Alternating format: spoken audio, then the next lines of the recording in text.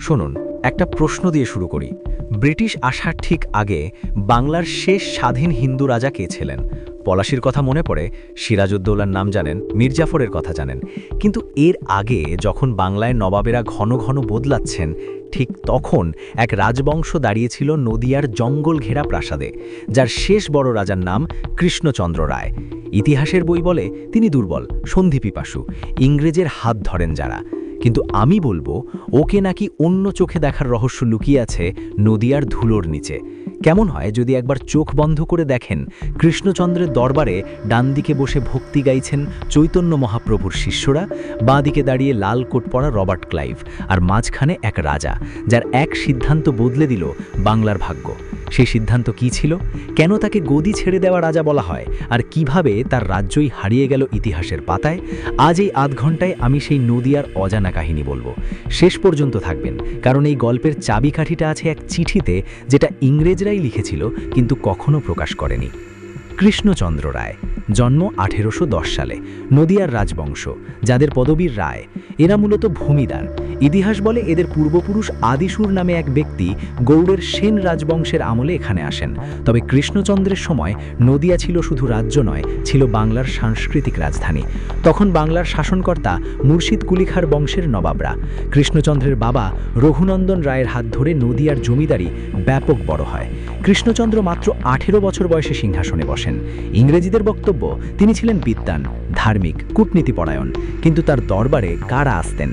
হরিবোলের ধ্বনি, কীর্তনের আসর, নদিয়ার গঙ্গার ধারে চৈতন্য মহাপ্রভুর ভক্তরা, এসব ছিল নিত্যকার দৃশ্য।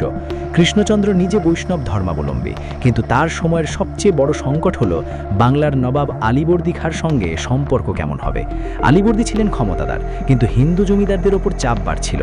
কৃষ্ণচন্দ্র বুদ্ধি করে আলীবর্দীর কাছে নিজের অবস্থান পোক্ত করেন। এক গল্প প্রচলিত আছে, একবার নবাবের দরবারে কৃষ্ণচন্দ্র বলেন, আমি তোমার খাজনা দেব, কিন্তু আমার প্রজারা যেন বৈষ্ণব ধর্ম পালন করতে পারে। আলীবর্দী রাজি হন। মানে তিনি নাকি দুর্বল ছিলেন না, বরং চালাক ছিলেন। তাহলে কেন ইতিহাস তাকে দুর্বল চরিত্র বানিয়ে দিল? এর উত্তর লুকিয়ে আছে 1756 সালের এক রাতে। 1756, ইংরেজরা কলকাতায় বাণিজ্য করছে, দুর্গ তৈরি করছে।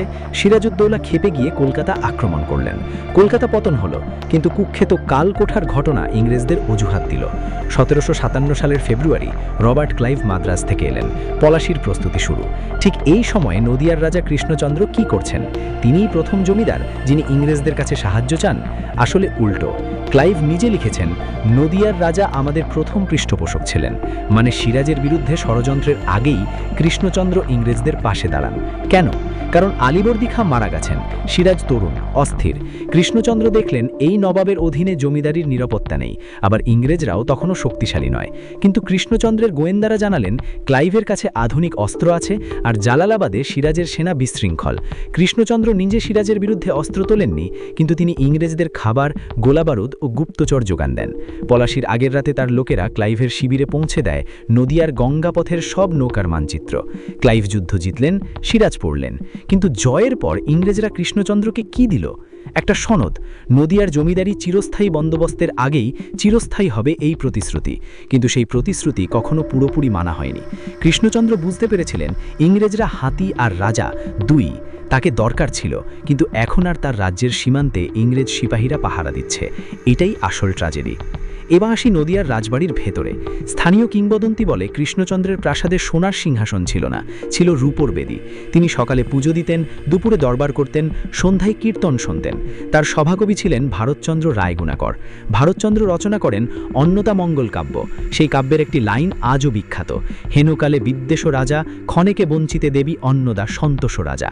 অর্থাৎ কৃষ্ণচন্দ্র এতটাই ধার্মিক যে তিনি অন্নপূর্ণার আরাধনায় মগ্ন।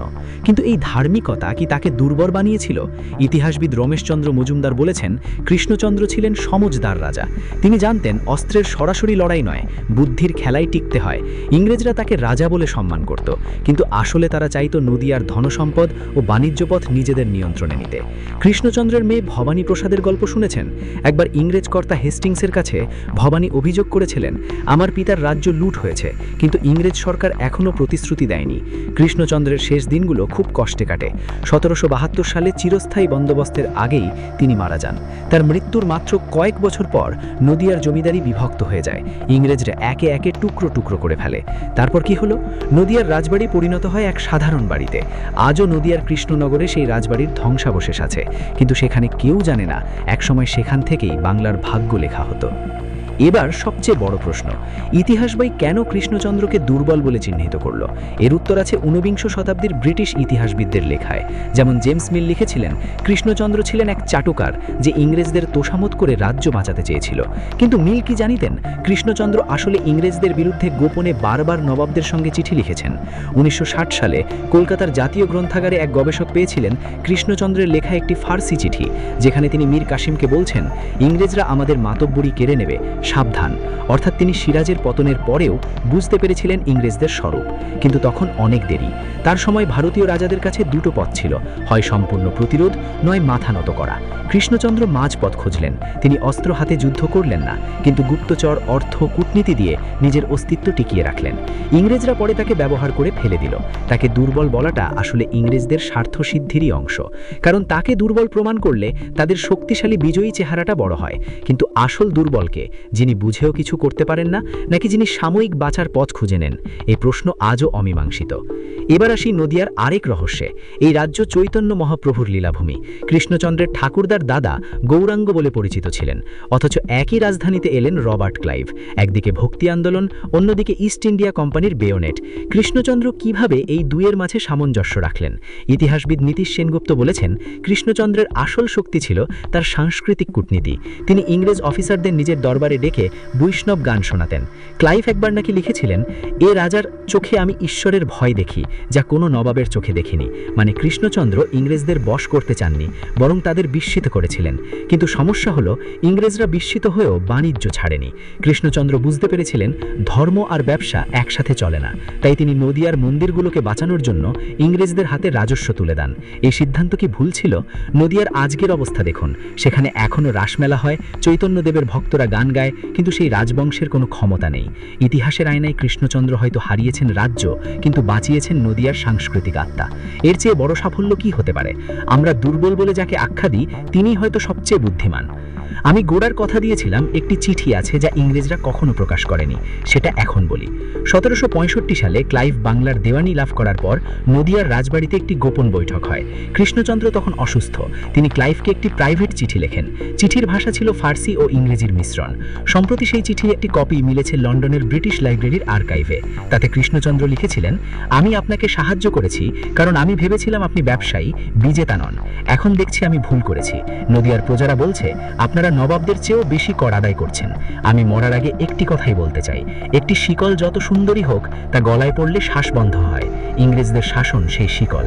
ক্লাইভ এই চিঠি কখনো ইংল্যান্ডের কর্তাদের দেখাননি, বরং তিনি চিঠিটি গোপন রেখে দেন, কারণ এই চিঠি প্রমাণ করত যে রাজাকে তারা দুর্বল বলে প্রচার করে, তিনিই আসলে একমাত্র লোক যিনি ইংরেজ শাসনের ভবিষ্যৎবাণী বহু আগে করেছিলেন।